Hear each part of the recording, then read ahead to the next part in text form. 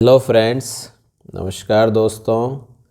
Knowledge for life group में आपका हार्दिक स्वागत है। वेलकम। तो दोस्तों, हम चर्चा कर रहे थे पिछले 5-6 वीडियो से वेतन से रिलेटेड।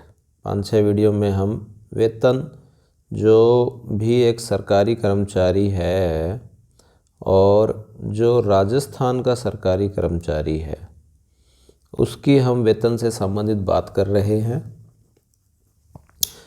तो अभी तक हमने जो वेतन से संबंधित जो नियम हैं दोस्तों, एक तो नियम रूल 24 और रूल 25 और रूल 26, ये मेनली 3 रूल हैं और इसी तरह से आगे आते जाएंगे। तो 24 हमने रूल और 25 रूल पढ़ लिया है। 24 में साधारण जो वेतन से संबंधित बातें हैं। 25 में दोस्तों आपके जो स्थानांतरण में, ठीक है, कहीं कोई स्थानांतरण हो, उसमें चला जाए, प्रतिनियुक्ति पर चला जाए, विदेशिक सेवा में चला जाए, तो उससे संबंधित हमने कुछ बातें ली थी।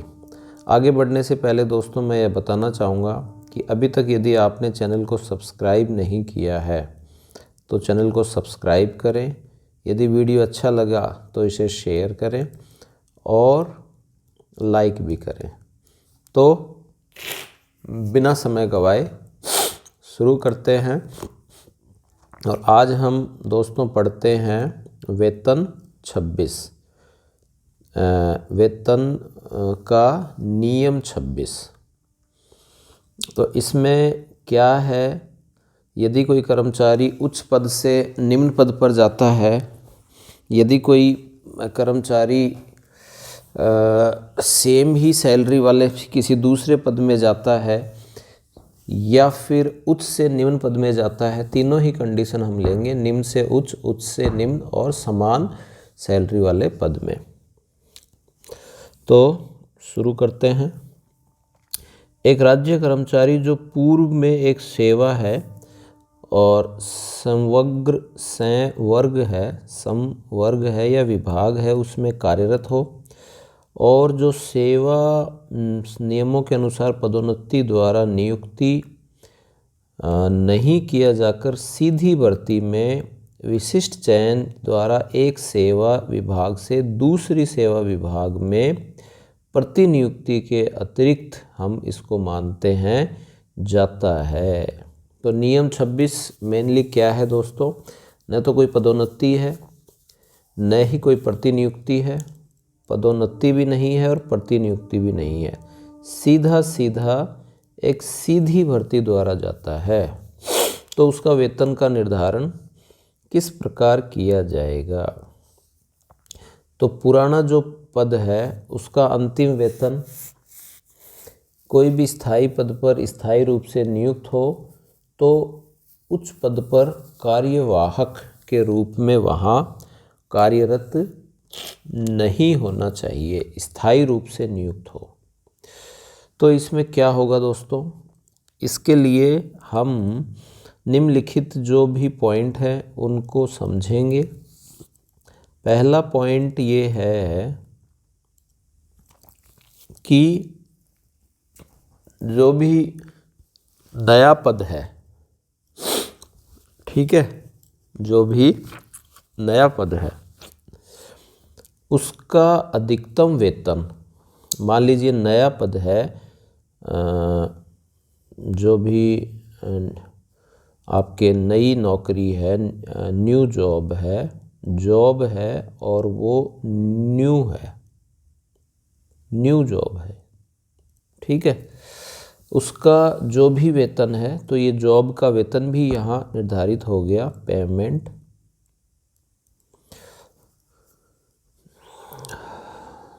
अधिकतम नए पद का अधिकतम वेतन पुराने पद के अधिकतम वेतन से अधिक हो,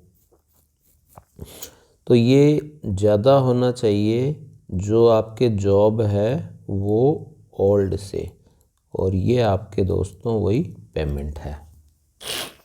तो यदि नए पद का वेतन है वो पुराने पद के वेतन से अधिक हो तो नए वेतन पद के वेतनमान में, ये जो नया पद है इसके वेतनमान में पुराने पद के अंतिम मूल वेतन, तो ये जो पुराना पद है इसका जो भी लास्ट सैलरी होगी अंतिम मूल वेतन के से आगे की स्टेज पर वेतन स्थिर माना जाएगा। ठीक है, तो ये एक सिंपल यहाँ बात हो जाती है कि नए पद का अधिकतम वेतन पुराने पद के अधिकतम वेतन से अधिक हो। पुराना पद का वेतन मान लीजिए 20,000 है पुराना पद का वेतन, और नए पद का वेतन है मान लीजिए वो 30,000 है। अब नए पद का अधिकतम वेतन पुराने पद के अधिकतम वेतन से अधिक हो, ये वाला नए वाले का अधिक है, तो हम नए पद के वेतनमान में, नया जो पद है उसके वेतनमान में क्या करेंगे, पुराने पद के अंतिम वेतन, जो भी पुराना पद है उसके अंतिम वेतन से आगे की स्टेज पर वेतन को हम स्थिर कर दिया जाएगा। चलो, बड़ी अच्छी बात है। जैसे एक उदाहरण दे रखा है कि चिकित्सा विभाग का एक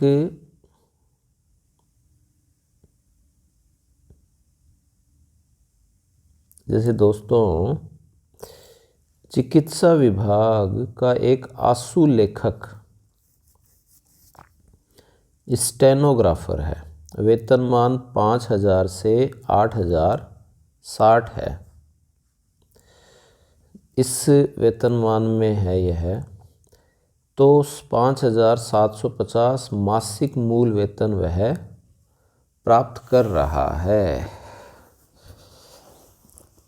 और वह एग्ज़ाम उसने दी, और एग्ज़ाम देने पर संयुक्त प्रतियोगी परीक्षा के माध्यम से नायब तहसीलदार के पद पर नियुक्त हो जाता है। और नायब तहसीलदार का जो वेतनमान है वो दोस्तों 5,500 से 9,000 के बीच में है। तो इस प्रकरण में कर्मचारी को अपने पूर्व के पद पर जो मूल स्थायी वेतन है वो 5,750 रुपये, ये वाला जो है ये 5,750 रुपये मिल रहा है। बिल्कुल, इस वेतन को ध्यान में रखकर उक्त उप नियम के अनुसार उसका नायब तहसीलदार के पद पर दोनों पदों के अधिकतम के आधार पर उच्च पद है 5,800 रुपये मासिक के वेतन पर स्थिर कर दिया जाएगा। 5,750 मिल रहा है, लेकिन यहाँ दोस्तों उसको पहले से वह मिल रहा है 5,750, तो उससे कम न मिलकर जब वह निम्न से उच्च पद पर गया तो वहाँ से कुछ न कुछ अधिक और नेक्स्ट स्टेप के ऊपर ही उसको स्थिर माना जाएगा, यानी 5,800 रुपये मासिक पर वेतन स्थिर मान लिया जाएगा।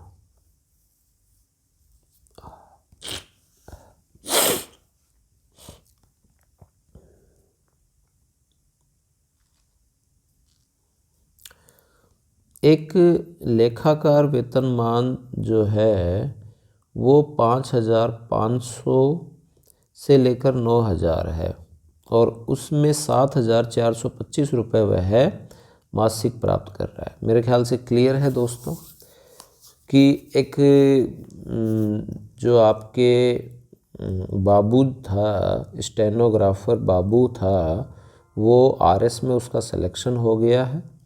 तो जब वो है निम्न पद से लोअर जो आपके जॉब है उससे हायर जॉब में आ गया, वो है ना, हायर में चला गया, तो उसकी सैलरी इंक्रीज होगी, नेक्स्ट स्टेज पर उसको मान लिया जाएगा। इसी प्रकार एक लेखाकार है और जो 5,500 से 9,000 में 7,425 रुपये मासिक प्राप्त कर रहा है।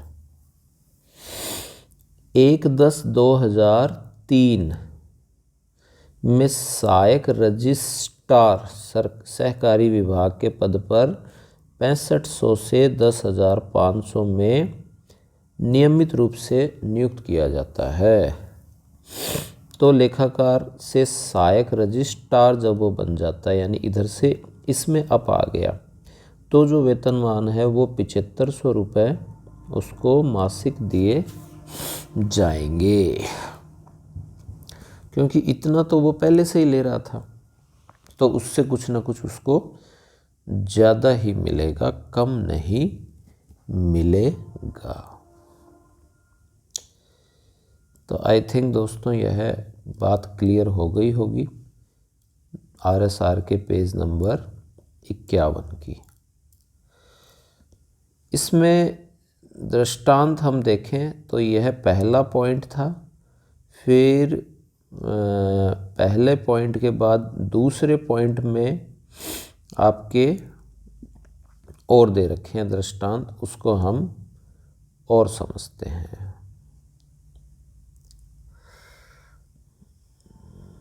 क्या दे रखा है?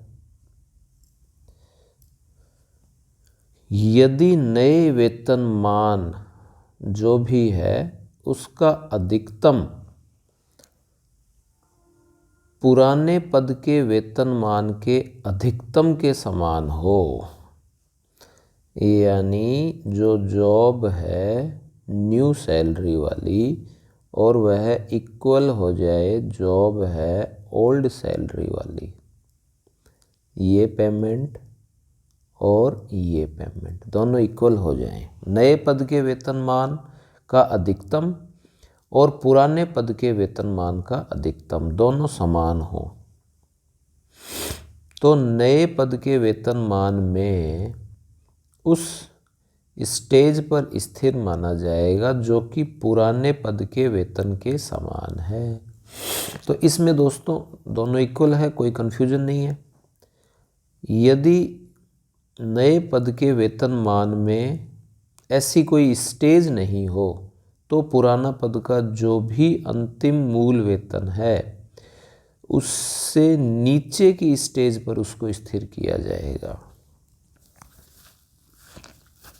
दोनों समान हैं तो कोई दिक्कत नहीं है, लेकिन यदि नए पद के वेतनमान में ऐसी कोई स्टेज नहीं है, हमें पता ही नहीं कोई स्टेज का, जो मैच नहीं हो रही है, तो पुराने पद के अंतिम वेतनमान के ऊपर वाली नहीं, नीचे की जो स्टेज है उस पर स्थिर किया जाएगा तथा मूल वेतन एवं स्थिर किए गए वेतन के अंतर को व्यक्तिगत वेतन के रूप में स्वीकृत किया जाएगा। मूल वेतन और जहाँ भी स्थिर करते हैं हम, जहाँ भी हम स्थिर करते हैं उसके अंतर को व्यक्तिगत वेतन के रूप में स्वीकृत किया जाएगा। तो ये एक बात हम और ले लेते हैं। इसके लिए दोस्तों यह दृष्टांत दे रखे हैं और तीसरी कंडीशन भी और दे रखी है। तीसरी कंडीशन दे के उससे संबंधित भी दृष्टांत दे रखे हैं और फिर उसके बाद में कुछ टीका टिप्पणी है टीका टिप्पणी देने के बाद में इसके अंदर जो यह नियम हम 26 पढ़ रहे हैं, इस नियम 26 को ही हम और बेहतर तरीके से पढ़ने का प्रयास करेंगे। तो आई होप दोस्तों आपको यह वीडियो अच्छा लगा होगा और बड़े ही अच्छे से समझ में भी आ गया होगा कि आपको बताना क्या चाहते हैं। तो प्रयास यही है कि आपको यह सारा का सारा RSR से रिलेटेड जो नियम है वो समझ में आए। चैनल को सब्सक्राइब नहीं किया है तो सब्सक्राइब करें, वीडियो को शेयर करें, लाइक करें। Thanks for watching.